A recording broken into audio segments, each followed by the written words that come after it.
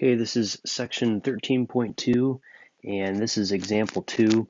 Before we get into example 2, we're going to take a look at some of the many different types of line integrals that we might face in this particular chapter and this section. You may have one distinct path for the line integral, or you may have multiple paths. And if you have multiple paths, if you're trying to calculate some integral over a general curve C, and you have C made up of multiple paths, you would do the integral over one path and then add it to the integral over the next path,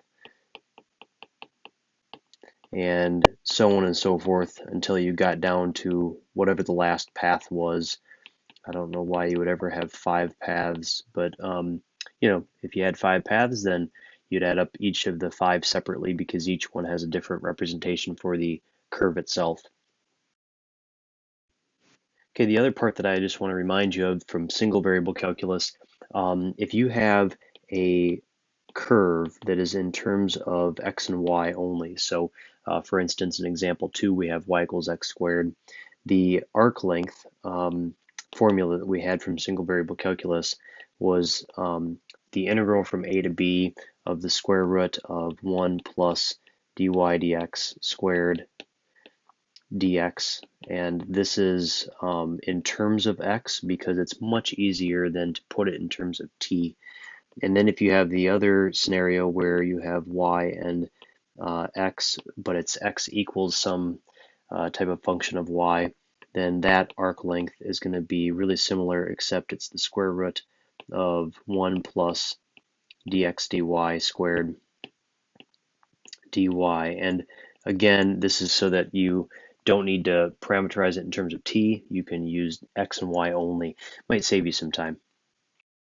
Okay, let's go ahead and dive into example 2. So example 2, we have the situation where we have C1. So one curve is on the parabola y equals x squared, and it's going from 0, 0 to 1, 1. And then we have a vertical line from 1, 1 to 1, 2. So we're going to go from 0, 0 to 1, 1. And it's a parabola, so we'll sort of exaggerate it here, but it looks maybe like that. And then we're going to go from 1, 1 to 1, 2.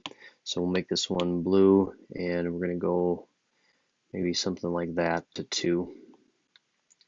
Okay, so that's the path we're taking. We're going to do this in 2 different parts. So let's take a look at the first part. Now, when we look at this one, I'd say let's not worry about t at all. Let's just think about this in terms of x and y only. And the reason for that is just that the equation is simple. We have, this is C1, we have y equals x squared, we have dy dx equal to 2x. And so what we'll do is we'll just use our more simplified version that we listed above right here for our arc length, just in terms of x only. So our original line integral that's written for us is 2x ds. Now we're in terms of x, and so I know you see a 2x here and you see a 2x here. Those are not related, so don't be distracted by that. Yes, they're the same thing, but that's just a coincidence. We're going to take the integral, which is going to go from 0 to 1 because that's the minimum and maximum x value. We have 2x, which is the 2x that is involved in the original. And then we have ds. Now, ds, we're going to convert to the square root of 1 plus dy dx squared dx. So that's going to be our conversion just due to our variables here. So it's the square root of 1 plus, now we're going to take this 2x and we're going to square it to get 4x squared, and then we have dx. Okay, so then this integral is a relatively easy one to do. We're going to use a u substitution. We'll let u equal 1 plus 4x squared, and du would be 8x dx. We have a 2x dx, so let's go ahead and divide that by 4 to give us 2x dx, which is what we're looking for. So the integral then would be 1/4 of the square root of u du. That gives us 1/6 u to the 3/2 power, and that converts back to 1/6 times 1 plus 4x squared to the 3/2 power. And then we're going to evaluate this from 0 to 1, which gives us 1/6 times 5 to the 3/2 minus just 1/6, and I guess we'll just leave it like that for now. Okay, so that's going to be C1, and then let's go ahead and tackle C2. Now remember, C2 is going to be the blue straight line there, or that vertical line there. That's going to be x equal to 1, and if we think through this, that's going to maybe fit better into this particular arc length formula at the top. And the derivative of x with respect to y is going to be 0. And so this is actually going to seem so simple, or so easy. It's going to be kind of difficult because it's so simple. Things disappear in this one.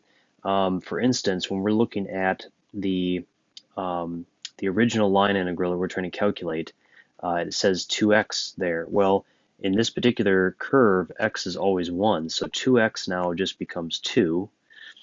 ds is going to be the square root of 1 plus dx dy squared dy, and since dx dy is 0, ds is simply just dy. So in other words, this integral is going to be when y is 1 to 2, and we have 2 dy. So again, it's very simplistic. It looks like we didn't do much, but it's because the curve is so simple. And this integral is simply just 2. Okay, so to get our final answer here, we're going to take the line integral of C1, and we're going to add that to the line integral for C2. And we had 1/6 times 5 to the 3/2 power minus 1/6, and then we're just going to simply add 2 to that. So there we go. That's going to be our final answer. Okay, for our next video, we'll do example 3.